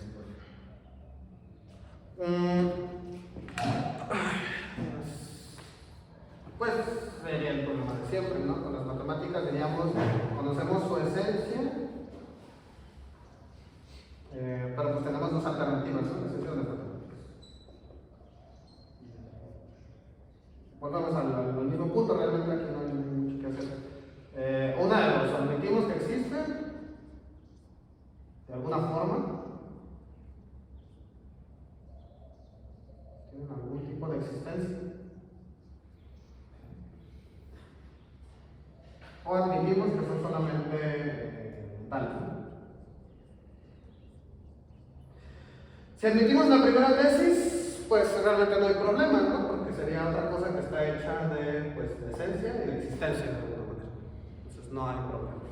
Si admitimos que son solamente entidades puramente mentales, no hay problema, porque el hecho de que las cosas reales tengan esencia y existencia no quiere decir que yo no pueda pensar en cosas puramente ideales. Entonces realmente ninguno de los dos es un problema para el problema de la existencia. No le agrega nada, no le abona nada al problema de la esencia de la existencia. Con las matemáticas solamente tenemos dos alternativas: o existen de algún modo, y si ese es el caso, pues lo mismo que decimos de las cosas se diría de las matemáticas. Tienen esencia y tienen alguna forma de existencia. Igual nos preguntamos por qué existen. Si no, si negamos que las cosas matemáticas existan por sí mismas, que son simples y llanamente conceptos puramente mentales, pues entonces no hay problema. Nada nos niega en la teoría de Aristóteles, de Avicena y de Santo Tomás, que podamos pensar cosas. Entonces, si son entidades puramente mentales, pues simplemente no le ponen nada al problema. Pero si pensamos en cosas puramente mentales, si nos vamos por la parte mental, ¿no estaríamos también admitiendo que hay cosas o esencias que se nos presentan independientemente de la existencia? Aquí tocando a Avicena, que sí que se dan a la O sea, es decir, ni Avicena, ni Santo Tomás, ni Aristóteles en este punto niegan que podamos pensar cosas y podamos pensar esencias que no existan. Esas no son nuestro problema son las cosas que sí existen. ¿Ok? Entonces, que podamos pensar cosas que no existen en la realidad no es un argumento que toque a ese problema de... No sé si me explique por qué. Pero nuestro problema es las cosas que sí existen, que sí admitimos que existen y que tienen una esencia. El problema es que no parece haber una relación directa o necesaria entre la existencia del objeto y la esencia. Si quitamos eso, es decir, si nos concentramos en objetos que sabemos pensar, que podemos concebir su esencia, pero que no existen, eso no es un problema metafísico. Realmente. Yo lo estaba pensando, esta cuestión de las matemáticas, en cuestión del orden mental. ¿De la qué? En cuestión del orden mental. A ver. Porque estaba yo suponiendo, relacionándolo con el problema de la existencia, en cuanto a que podemos diseñar cosas por voluntad propia, no como generación de Aristóteles. Aquí sí intento distinguir entre generación y creación, pero pareciera que por medio de las matemáticas es que podemos agarrar las matemáticas para poder diseñar en la naturaleza con cosas ya existentes, crear otras cosas con una nueva existencia. Por ejemplo, el arte. Okay. Yo estaba pensando así. Realmente, igual, sigue siendo un problema que no toca eso.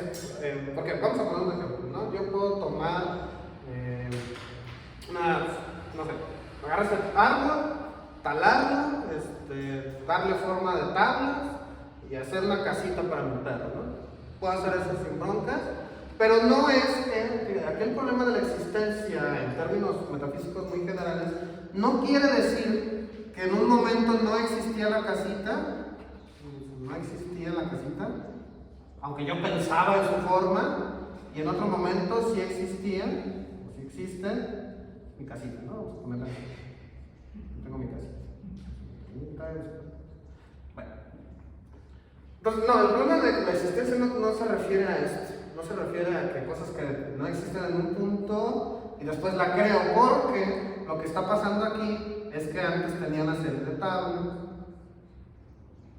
las he reordenado de manera que me han llevado a esto, ¿no? Lo que en términos metafísicos está pasando aquí es simple y llanamente esto no ha dejado de existir, simplemente ha tomado otra forma. No es ese el problema, no es este el problema de la existencia. El problema de la existencia es que las cosas, el conjunto de todas las cosas existentes, como un todo, sabemos por revelación, por tradición, creemos que no existieron en algún punto, o sea, definitivamente, no que hayan existido de otra forma, no, definitivamente no existían, y en algún punto sí. Ese es realmente el problema. Y no hay, el problema es que si revisas, ahora sí, si te vas y revisas el conjunto de todas las cosas o una por una, en ninguna te va a decir que existe.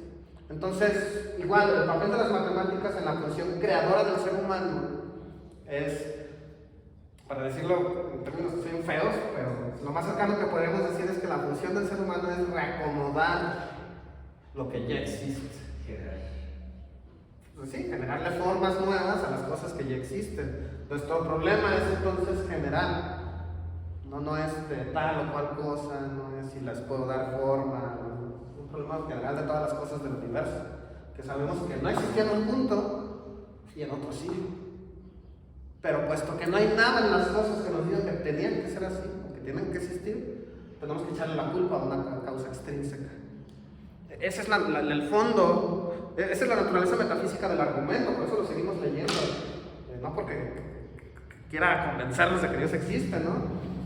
Sino de que la existencia, pensar en esos términos, parece algo puesto desde afuera, aceptada la idea, aceptada la tesis de que en algún punto no existía y en otros sí. Tenemos que poner la causa de eso afuera de. Entonces, por eso te digo que no, ni las matemáticas se aplican a este problema, ni la función creadora, la función poética, como del ser humano, no se aplica a esto. Este problema es muchísimo más general. Propiamente el único, si lo queremos ver desde las tres tipologías del problema, el único que tiene la capacidad de hacer que algo existe o crear, en ese sentido, es Dios. O Sí. Nosotros no tenemos esa capacidad, nosotros no podemos hacer que algo exista. Sencillamente acomodamos. Claro, vamos todos. Es lo único que podemos hacer. Es más, vamos a poner un ejemplo mucho más brutal, ¿no? Mucho más general. Digamos que tengo un acelerador de partículas, ¿no? En el CERN. Y ahí tengo cosas. Creamos cosas en el CERN. Lo máximo que nos han dicho, bueno, que aceptamos ahorita en física es que lo mejor que hacemos es tomar cosas, hacerlas chocar, y de ahí, ese choque, obtener otras partículas, ¿no? Partículas, lo que sea. Pero ¿qué significa en términos generales? Que estamos tomando algo que ya existía para encontrar otra cosa. Entonces, en el mejor de los casos, nosotros no creamos en el sentido de crear de la nada. No creamos sentido. Exacto, no podemos. De hecho, vamos a ver cómo para nosotros las dos alternativas, ¿no? O son inconcebibles o son perfectamente racionales. Ustedes pueden creer, pensarlo, no creer, pensar la creación ex nihilo. ¿Cómo la piensan? ¿Cómo pensarían ustedes? ¿Cómo piensan ustedes en la creación ex nihilo? Entonces, versión creyente, ¿no? Versión cristiana, Dios haciendo las cosas, ¿cómo la piensan? O versión no cristiana, ¿no? Versión atea. Versión, las cosas empezaron a existir en un Big Bang. ¿Cómo la piensan, chicos? Entonces, si los obligan a imaginárselas, así, hazme una película de cómo empezaron las cosas, ¿no? ¿Cómo se la imaginan?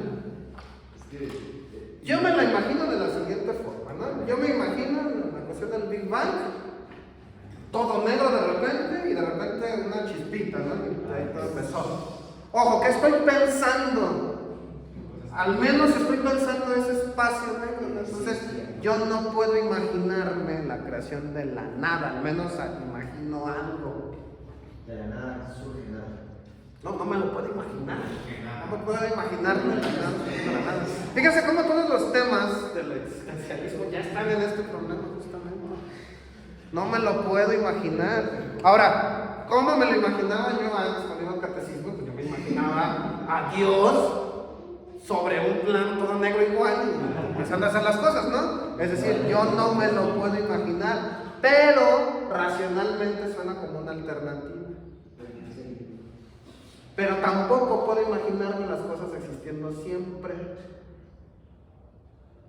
Eso de la ley de la conservación de la materia no se crea, se construye, solo se transforma. Eso nos sugiere, más bien, estaba yo empezando en leyes físicas, de la termodinámica, de la conservación de la energía, y todo parece sugerir, es decir,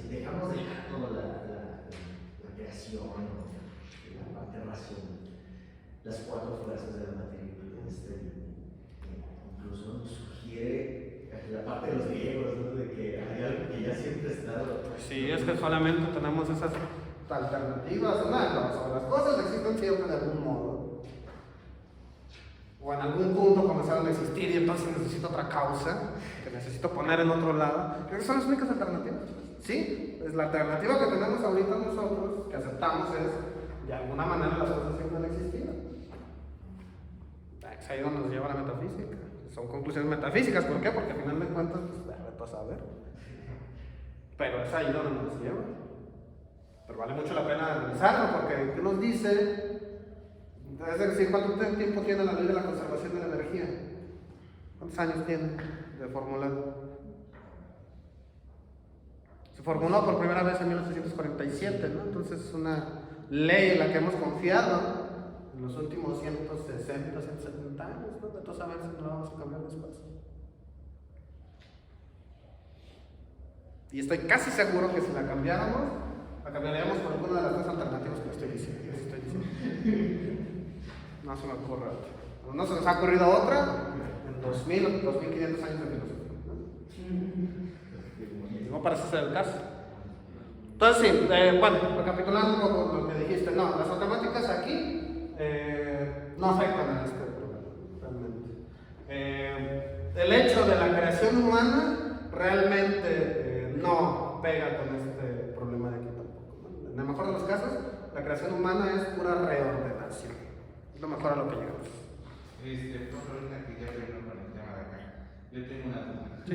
Es que, ¿te acuerdas de mi participación de lo que decía de los neutros? Justamente te dicen. A ver, adelante. Entonces, la esencia es existencialmente neutra. No incluye ni tampoco excluye a la existencia, y precisamente por eso es en todo el sentido de la palabra un puro posible, de pura potencia que no está definida. Entonces, yo no entiendo. Entonces, así, por eso fue esa idea de la esencia neutra. Pero, ¿cómo entiendo esto entonces al final? La neutralidad lo único que quiere decir es que la esencia por sí misma no nos dice si algo existe o no.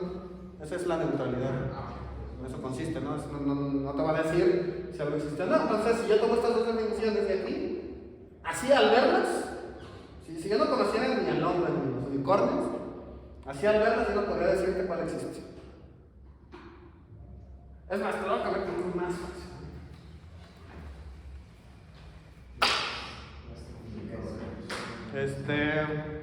Yo puedo definir un número,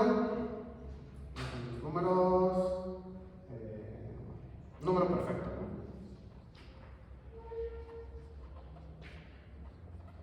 ¿no? Puedo decirle un número perfecto a un número que es entero y a la vez el producto de dos cubos.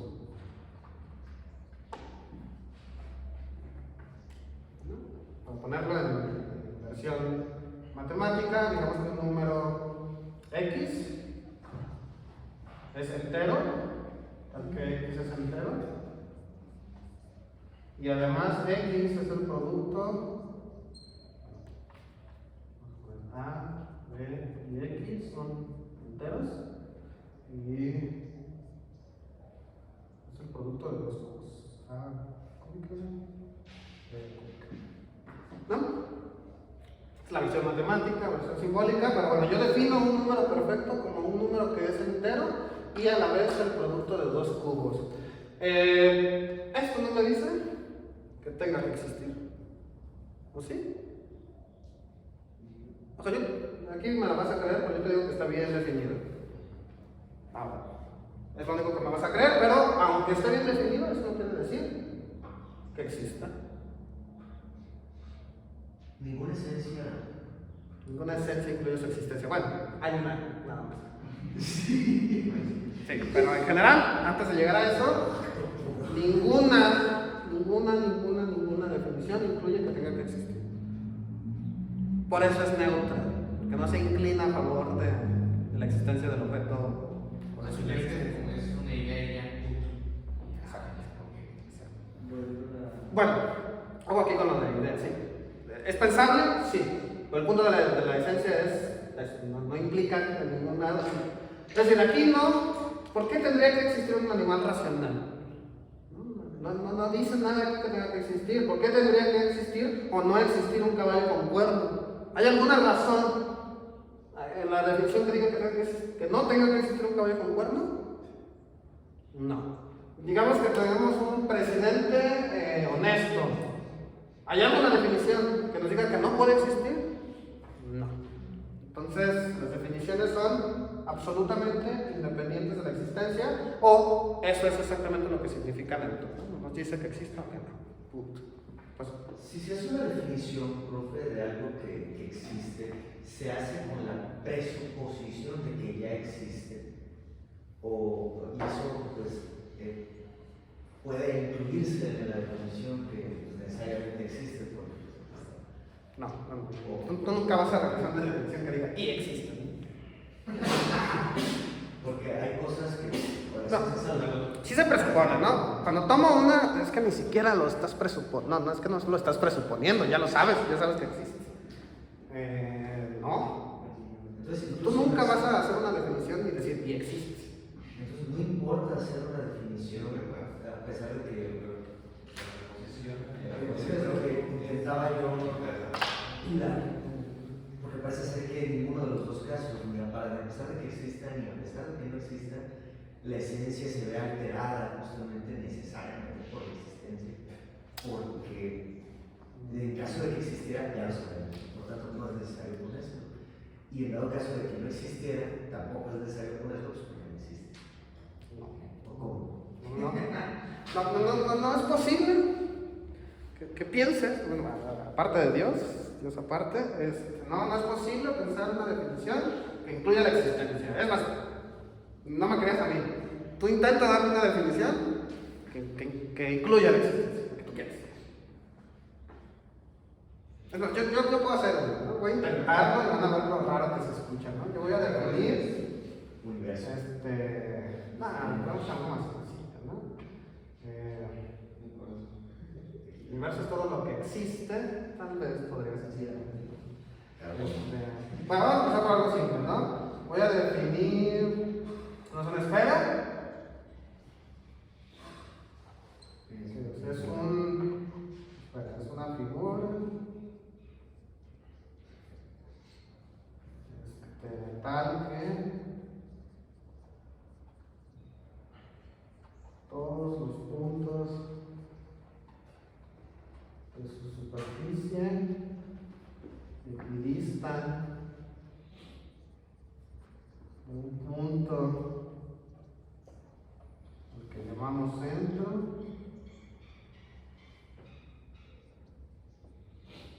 y existe.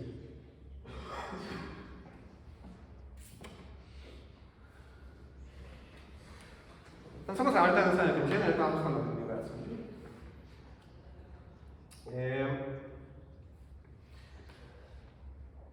Bueno, ¿se entiende la definición? ¿Sí se entiende? Una figura tal que todos los puntos de su superficie equidistan de un punto al que llamamos centro. Y existe. Fíjense, asumiendo que este existe, le agrega algo.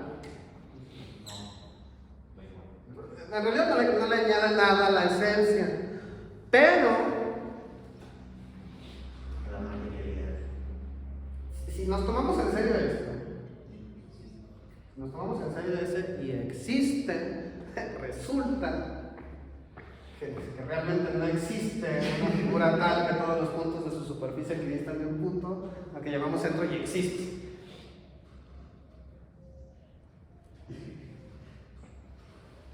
Entonces, una vez, o es superfluo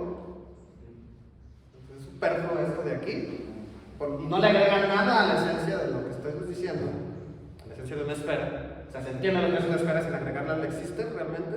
¿Sí, no?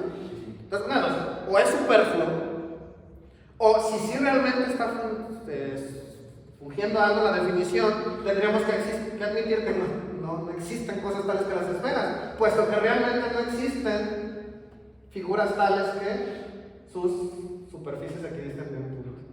Las esferas que cumplen esto no existen en la vida real. Existen cosas por la figura de la esfera. No, que se acercan a la figura de la esfera, pero esto no existe. Entonces, una de dos, o esto es superfluo, o si sí estamos diciendo algo en la definición, automáticamente nos dice que esto, al menos, hasta donde sabemos, no existe, ¿no? Entonces, esos son los tipos de cosas a los que nos llevan. Entonces, por eso nosotros nunca ponemos el existe en la definición. Simplemente definimos y después, por otros medios, nos preguntamos si existe o no. Esto es en matemáticas y cualquier cosa, ¿no? En matemáticas primero definimos, luego preguntamos si existe por otro medio, que nunca va a ser la definición. Es un teorema, un postulado, lo que sea, ¿no? Pero nunca ponemos si existe. Ahora, vamos a ver el otro ejemplo. Igual y esto es muy particular. ¿Qué pasa con algo más general? Si definimos el universo como el conjunto de todo lo que existe,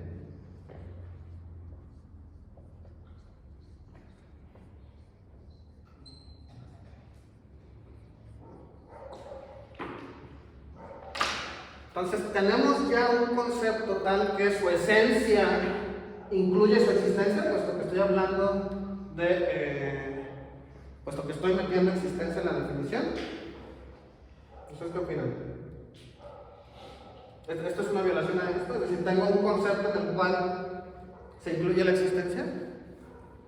Sí, hay una esencia, una existencia que ¿Sí? es necesaria. ¿Ustedes los demás qué dicen?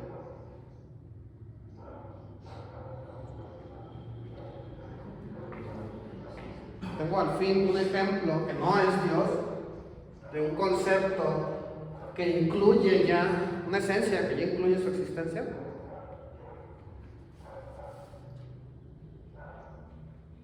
Parece ser que sí. ¿Parece ser que sí? Sí, pues ya lo hizo.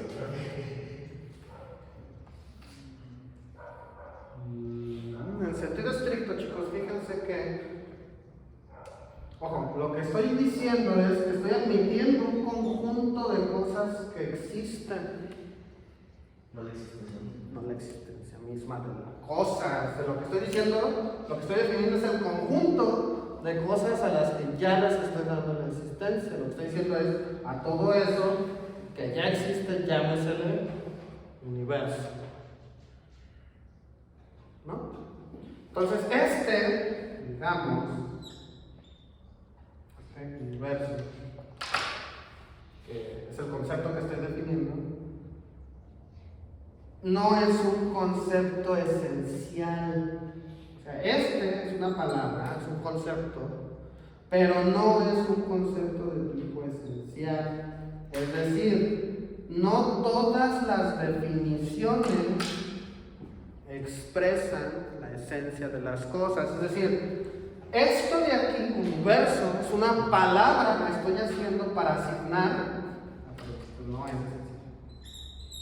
Es solamente una palabra que estoy escogiendo para designar al conjunto de todas las cosas que existen. No expresa una definición esencial. ¿Me explico? Entonces, no cae en este caso de aquí. Es decir, estoy usando la palabra existencia, sí, pero esto es solamente una palabra para referirme a un conjunto de cosas que sí tienen la propiedad de existir. ¿Me explico? Déjame, si no queda claro esto, déjame intentarlo con otro ejemplo. Yo puedo llamarles, no sé, no sé, no me acuerdo cuál fue la secundaria, ¿no? Yo le puedo llamar jirafones a los hombres altos, a los hombres que miden más de 1.90 metros, ¿no? ¿Se entiende la definición? ¿La entienden? Sí. Ok, entonces esta es una palabra simplemente que asigna. ¿Expresa una esencia? ¿Expresa algo por lo cual es lo que es? No. Entonces no todas las definiciones expresan esencias. ¿Me ¿Me explico? Y este es un caso análogo aquí. Esta es una definición que no expresa una esencia. Simplemente es un concepto, una palabra o un término para darle a este conjunto de cosas, pero no expresa esencia. Entonces, no se aplica a este caso. ¿Ya se entiende por qué? Entonces, si yo le llamo al universo el conjunto de todo lo que existe, es que no es eso su propiedad, no es una definición esencial, es solamente una palabra que estoy utilizando para un conjunto.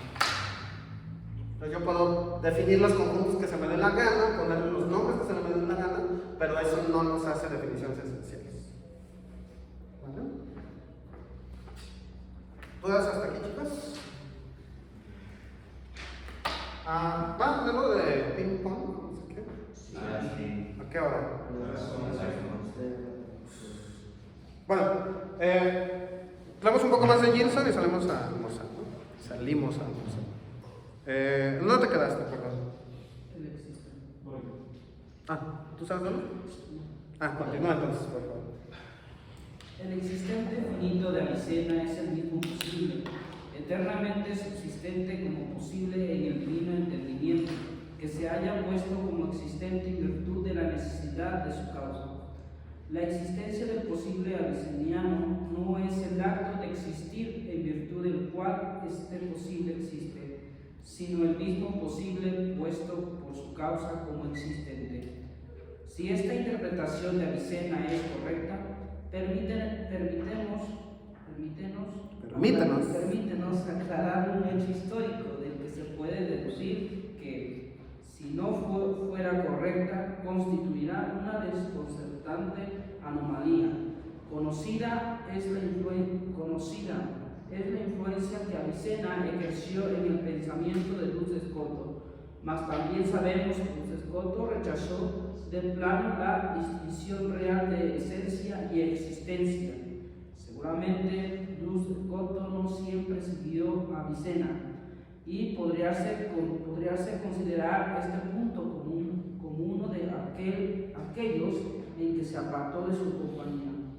Pero la hipótesis es aquí poco verosímil, porque para admitirla habría que suponer que Duns Scoto y Avicena se hubieran separado en virtud de un mismo principio, y si podemos decirlo así, que se hubieran separado desde el mismo punto de partida.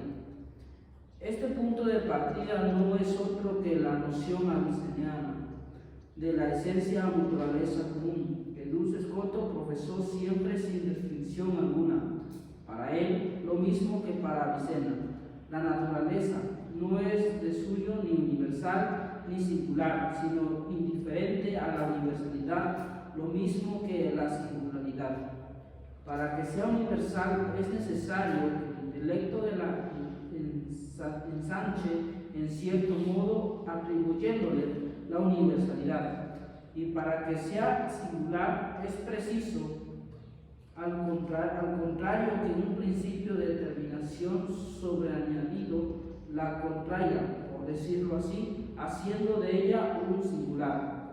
De suyo la intimidad no es, pues, ni el concepto de caballo ni un caballo, no es sino la esencia común que indiferentemente puede definir lo uno o lo otro, como dice Avicena. Quinitas es tantum equinitas, equinidad tanto que equinidad. Bueno, ¿qué es pues la naturaleza? Si nos preguntamos qué ser le corresponde, habrá que distinguir los diversos estados en que es posible encontrarla. Al principio no tiene ella más ser que el de un objeto del entendimiento divino que la produce. No es una pura nada, la naturaleza. Objeto del entendimiento de Dios, posee el ser de tal objeto, o si se quiere, su ser de objeto, es decir, un ser inteligente. En cuanto puede ser producido por Dios en forma de criatura actualmente existente, este objeto del entendimiento divino preséntase como un posible. Como posible posee también su ese, su ser, que es de un posible. Tomemos como ejemplo el hombre como concebido por Dios. Es un objeto del entendimiento divino que puede, si Dios lo quiere, ser dotado de existencia actual. Si su noción fuera contradictoria, ya no sería un posible, pues la existencia le repugnaría. Sería pues una pura nada, pero no lo es, pues es un posible. Ahora bien, este posible no es otro que la naturaleza común, o esencia igualmente indiferente a la universalidad del concepto que a la singularidad del existente. La creación es el acto por el cual tal esencia es puesta en la existencia actual que conviene al singular. Fíjense que el único caso, es decir, ninguna esencia, excepto la de Dios tal vez, incluye su existencia. Pero lo que sí es cierto es que hay ciertas cosas que sabemos que no pueden existir. ¿Cuáles son las cosas que no pueden existir?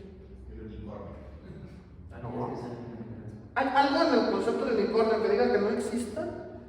Caballo con cuerno. ¿Por qué no podría existir? Es más, yo pongo, no sé, Cthulhu, ¿no? Cthulhu y no poner un pulpo ancestral de millones de años. No sé, digamos que lo defino así, ¿no? La criatura indescriptible la describe en 2 páginas. Ah, no, eso sí, ya no, porque no expresa ninguna esencia, ¿no? Pero digamos que eso sí. Un pulpo ancestral de millones de años, ¿no? Digamos que esa es su esencia. ¿Se entiende? Pulpo ancestral de millones de años, bueno, ni siquiera necesita el ancestral, ¿no? Pero bueno, digamos que se entiende, sí. ¿Hay algo allí que diga que no exista? No. Es más, yo puedo ponerte, no sé, un tiburón de 10.000 años. ¿Hay algo aquí que diga que no puede existir? No. En todo caso, lo que tú me vas a decir es: no, los tiburones no tienen 10.000 años porque lo máximo que viven es. Es decir, tienes que acudir a otras cosas, no a la definición. Entonces, las definiciones nunca te van a decir si una cosa existe o no. Jamás. Es más, yo te puedo decir un hombre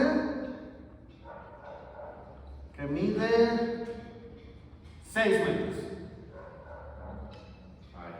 A ver, ¿se entiende la idea? Sí. La idea de hombre que mide 6 metros. ¿La puedes concebir? Sí, no, la puedo concebir. Pero no hay nada aquí que me diga que no puede ser posible, que no existe.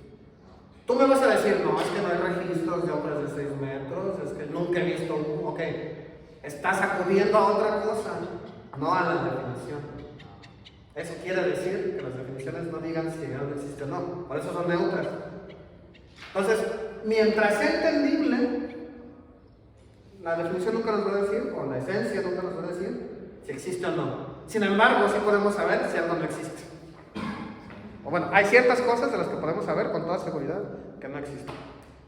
Yo pienso que en caso de que no pudiéramos definirlas de todo, pero hay trascendentales que sabemos que están allí, no en existencia, sino más bien en conceptos. Pero Sí. no es posible ser definidos de todo, o más bien hay cosas que imposibilitan su definición. Pero eso no quiere decir que no existan. Ojo, antes de que prosigas, recuerda que ya habíamos dicho que aunque nosotros no podemos hacer una definición, si existe, lo más seguro es que tiene una esencia. Bueno, no lo más seguro, tiene una esencia. Entonces, si no podemos hacer una definición de algo, por ejemplo, si yo les digo definan silla, seguramente no van a poder. Define silla. No, define, no. ¿Cómo definirías silla? Mueble para sentarse, ¿no? ¿Les gusta? Sí. Ok, pero entonces eso incluye las sillas, los sillones, los sofás. Parece suficiente. Ahorita pensé en los colores. No es posible su definición. ¿De color? De color, de algún color. No es posible la definición de un color. Pero no significa que no tengan una esencia, porque existen, deben tener esencia, aunque nosotros no podamos definirlos. Eso es lo que quiero llegar. Entonces, hay cosas que no sabemos definir, o no podemos definir, como silla, por ejemplo, o cuya definición es problemática, pero eso no implica que no tengan esencia. ¿Sí? Entonces, si tiene esencia, bueno, si existe, tiene esencia. Pero no necesariamente por tener una esencia, por haber una esencia. Tiene que existir o tiene que ser definido. Es un problema más bien ya de epistemología. No entra aquí. No, a lo que me refiero es, teniendo una esencia, de la esencia es expresado en la definición, pero sobre todo es comprendida, ¿no? Pero bueno, sí sabemos de cosas que definitivamente no pueden existir, y esas son aquellas cosas que son contradicciones. Las contradicciones no pueden existir de ningún modo. Por ejemplo, un círculo triangular. Eso no puede existir. Definitivamente. Ni siquiera poco se puede empezar, ¿no? Entonces esto no puede existir, ¿no? Un hombre irracional. Irracional con todo el sentido de la palabra racionalidad. Entonces un hombre irracional puede existir porque es una contradicción en los términos, ¿no? ¿Vale? No sé si es racional. Porque sería un animal racional irracional, ¿no? Entonces, conforme a la definición. sí, conforme a la definición, ¿no? Tomando el sentido. No, cuando nosotros decimos irracional, nunca decimos con todo el sentido de irracional, no queremos decir enojón, queremos decir impulsivo, pero irracional jamás va a ser un hombre. Oye, pero un hombre que tenga retraso mental, incluso en ese caso, no es nunca irracional, ¿no?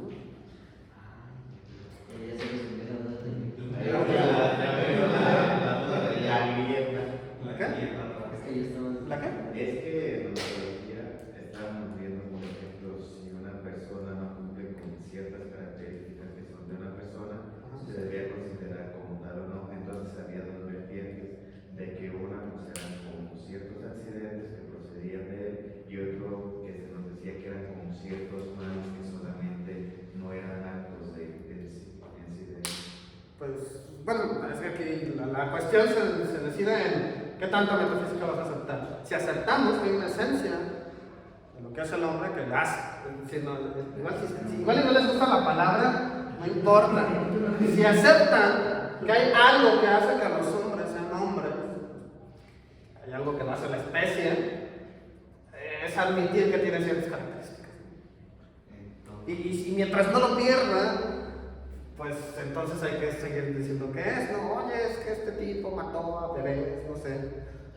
Ok, es un infeliz, ¿no? Pero no deja de ser hombre.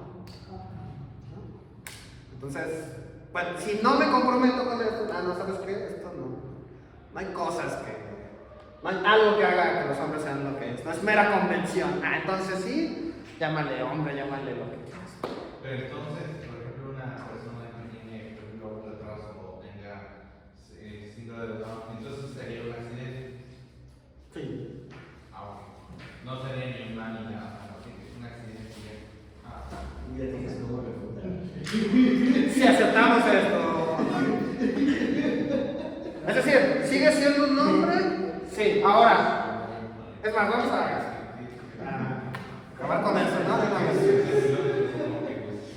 Ya tienes cómo refutar. Digamos, mira, solamente hay una cosa que podemos hacer aquí, ¿no? Digamos que ya no aceptamos esta definición porque es muy vieja, porque no se adecua a los tiempos, no me gusta Aristóteles. No sé, digamos que no confiamos en eso, ¿no? Digamos, si aceptamos la tesis de que hay algo que hace que los hombres sean hombres, ¿qué les gustaría que fuera eso? ¿Qué creen que sea lo más posible? Aceptada la tesis de que hay algo que hace que los hombres sean hombres, ¿qué sería? Dignidad. ¿Dignidad? Libertad. Humanidad, no. Tiene que haber algo más esencial. Algo más esencial. Algo. Es decir, el hecho de que no se pongan de acuerdo. Simbólico. Parece ser el ADN, ¿no? Parece que en el ADN están las cosas que nos hacen ser seres humanos, ¿no? Entonces, parece ser la cosa más básica, pues, que la libertad. Es decir, en sentido metafísico, parece ser que lo que hacen los hombres parece estar encerrado de alguna manera aquí, ¿no? El único argumento que tú me podrías dar en serio para decir que un tipo con síndrome de Down no es hombre, y de todos modos suena raro, es del hecho de que los hombres tienen 46 cromosomas, 46 como que 46 cromosomas, el condado tiene. y el del síndrome de Down tiene 45 45 o 47. ¿Es uno menos o uno más? No, Puede más. salir con uno más o con uno Entonces tiene menos. 45 o 46. Este sería el único argumento. Y eso, todavía asumiendo que son los 46 cromosomas los responsables de toda la información genética del hombre, porque sabemos que hay un montón de información que no cumple una función. Ese sería el único argumento real, con todas sus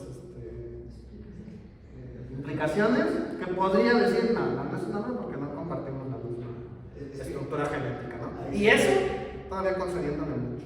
Es que ahí estaba la discusión, es decir, si es hombre, pues, vale, la explicación, no otra cosa.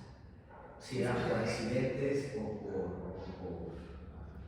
bueno, decíamos en la clase, es que comunica sus perfecciones, comunica la sustancia de ser hombre, bueno, esos accidentes que lo determinan. La cuestión tiene que ser, si vas a pasar con esa cuestión, dame la definición. A mí no se me ocurre ninguna definición por la cual podamos decir que una persona con síndrome de Down es hombre, no es hombre. No se me ocurre ninguna. Y exagerando, o sea, exagerando a la más técnica, digamos, ni siquiera en eso. Vamos a meternos con el existencialismo.